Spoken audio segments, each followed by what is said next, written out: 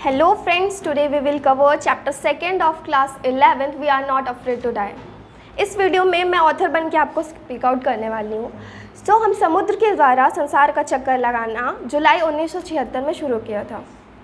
मेरी पत्नी का नाम मैरी, मेरे बेटे का नाम जॉन और मेरी बेटी का नाम सुजैन था, जो कि सिर्फ 7 साल की थी और मेरी उम्र उस वक्त 35 वर्ष थी। हम इस संसार का चक्कर जेम्स कुक से इंस्पायर्ड होके, मतलब जिस रास्ते से को जेम्स कुक ने अपनाया था उसी रास्ते से हम इस संसार का चक्कर लगाने वाले थे। हमारी बोट 23 मीटर लंबी थी, 30 टन भारी थी, जो कि पूरी लकड़ी की बनी हुई थी और बहुत सुंदर बोट थी। उसका नाम हमने वेव वॉकर रखा। हमने संसार का चक्कर जो लगाने वाले थे वो 2,55,000 किलोमीटर लंबा था, जिसको कवर करने में लगभग 3 साल लग जाते। हमने वेस्टर्न कोस्ट से, अफ्रीका के वेस्टर्न कोस्ट से केप टाउन तक का सफ़र बहुत ही आसान से शांति से कवर कर लिया। और अब हमने अपनी मदद के लिए 2 नाविकों को रखा, Larry and Swiss.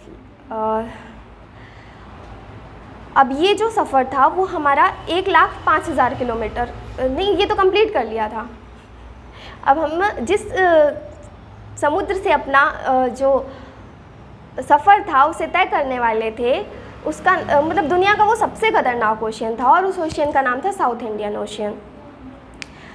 25 December after जब हम केप टाउन से अपने ईस्ट की ओर चले, तो 2 दिन बाद, 3500 किलोमीटर जाने के बाद 2 दिन बाद हमने देखा कि उस दिन तो 25 दिसंबर था और हमने बहुत ही यूनिक तरीके से क्रिसमस मनाया, बहुत ही अच्छे तरीके से क्रिसमस मनाया।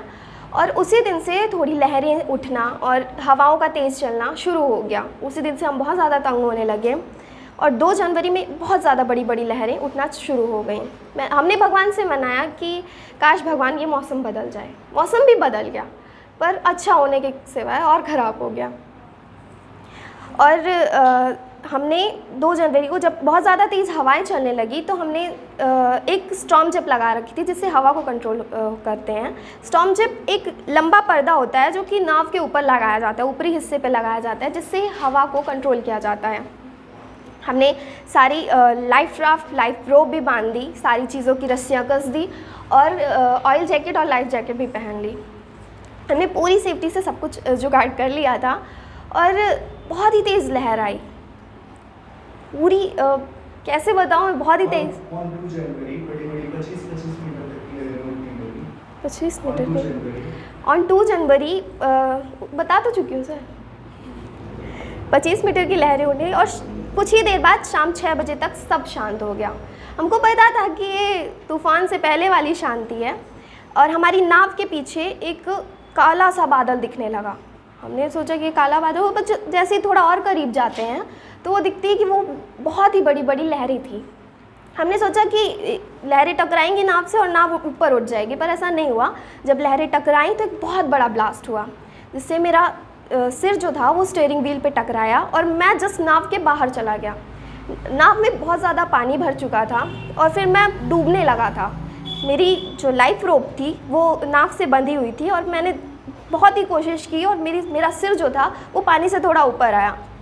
पानी से थोड़ा ऊपर आने के बाद मैंने देखा कि हमसे कुछ ही मीटर की दूरी पर मेरी जो नाव है वो पूरी उल्टी हो चुकी थी। लहर के आने के कारण वो पूरी उल्टी हो चुकी थी और एक फॉर्चुनेटली एक दोबारा लहर आती है और मेरी नाव सीधी हो जाती है। मैं बहुत ही ज़्यादा खुश हुई और मैंने कैसे भी करके नाव तक चढ़ा, मतलब नाव में पहुंच गया। मैंने देखा कि मेरे लेफ़्ट हैंड की रिब्स टूट चुकी थी और मेरे सिर से लगातार खून बह रहा था। मैं अब स्टीयरिंग व्हील पकड़ा, तभी नीचे से आवाज़ आती है कि हम डूब रहे हैं। तो मैंने अपनी वाइफ को, मैरी को, स्टीयरिंग व्हील थमाया और मैं तैरते हुए नीचे गया। मैंने देखा कि स्विस एंड लैरी पंप करके पूरा उसका पानी, नाव का पानी बाहर निकाल रहे हैं और उतने में मैं जॉन एंड उसके स्यू के कमरे में गया। मैंने देखा कि जॉन ने मुझे बताया पहले कि हम ठीक हैं। मैंने पूछा कैसे हो, तो उन्होंने कहा हम ठीक है डैडी, बस स्यू के सिर पे थोड़ी सी चोट लगी है। मैंने उस बात का रिएक्शन बिल्कुल नहीं दिया क्योंकि मुझे पता था कि इधर नाव पे जो बड़े बड़े छेद होते हैं उसका रिएक्शन देना मेरे लिए ज़्यादा इम्पॉर्टेंट था, उसको पूरा भरना ज़्यादा इम्पॉर्टेंट था। तो मैं जुट गया उसको नाव के छेदों को बंद करने में। हमारा इलेक्ट्रॉनिक जो पंप था वो भी बंद हो चुका था। फॉर्चुनेटली हमारे पास दूसरा पंप था और मैंने कुछ देर बाद देखा कि स्यू की आँखें, पूरा सिर बहुत ज़्यादा फूल आया है, मतलब बहुत ज़्यादा सूजा हुआ है। मैं वापस नीचे जाता हूँ और फिर शांत हो जाता है सर। मैं फिर चार्ट पढ़ने लगता हूँ अपने रूम में जाके। सर थोड़ा पॉज कर सकते हैं? सर थोड़ा पॉज कर दीजिए, पॉज कर दीजिए ना सर। आसपास कहाँ पे आइलैंड है जहाँ पर हम सुरक्षित जा सकते हैं? 2 मिनट में फिनिश करें। क्या क्या?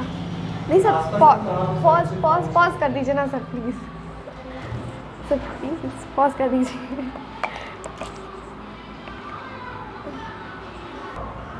और 3 जनवरी तक हवा का स्तर थोड़ा मतलब शांत हो चुका था।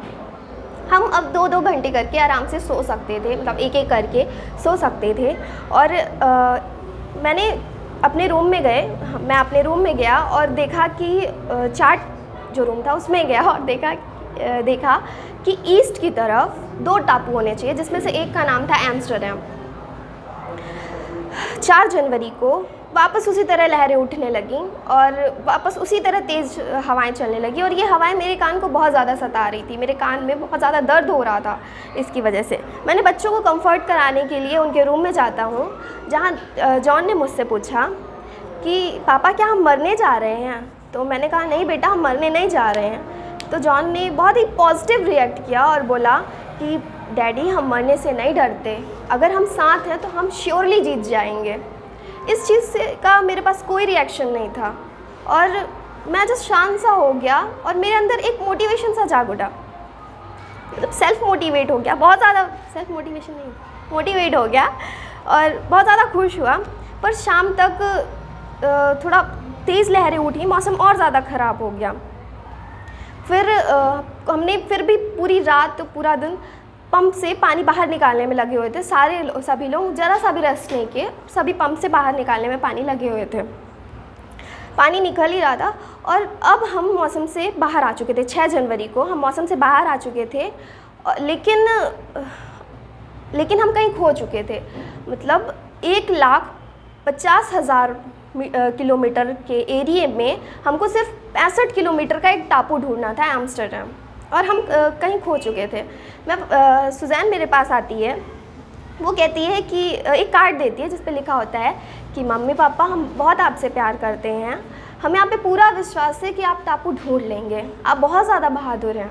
मुझे इससे भी थोड़ा सा ज़्यादा मोटिवेशन मिला और फिर मैं चार्ट रूम में वापस जाता हूँ और चार्ट की स्टडी करता हूँ। एंड देन मैं नीचे आके स्विस हब को कहता हूँ कि इस नाव को 165 डिग्री डायरेक्ट घुमा दो, उस 165 डिग्री घुमा दो, क्योंकि मुझे अंदाज़ा था कि हम एम्स्टर्डम पहुंच जाएंगे, शाम को 5 बजे तक एम्स्टर्डम पहुंच जाएंगे। एंड देन मैं जाके अपने कमरे में नीचे सो जाता हूँ। मैं फिर शाम 6 बजे उठता हूँ और मैं देखता हूँ तो मुझे लगता है कि शायद हम मिस कर गए क्योंकि अभी तक एम्स्टर्डम दिख नहीं रहा था मुझे। उतने में कुछ देर में जॉन एंड स्यू आते हैं। तो जॉन बोलता है कि पापा क्या मैं आपको टाइट हग कर सकता हूँ? तो मैं बोलता हूँ कि नहीं, हाँ बेटा कर सकते हो बिल्कुल कर सकते हो। तो मतलब स्यू बोलती है कि पापा हमने टापू ढूंढ लिया। उस टाइम पे मैं बहुत ज़्यादा खुश हो गया और हम कुछ ही देर में टापू पहुंच जाते हैं और हम सेव हो जाते हैं। So thank you guys. अगर वीडियो अच्छा लगे तो लाइक कर देना, शेयर कर देना और सब्सक्राइब कर देना। वैसे मैं बहुत ज़्यादा अटकी हूँ। Thank you.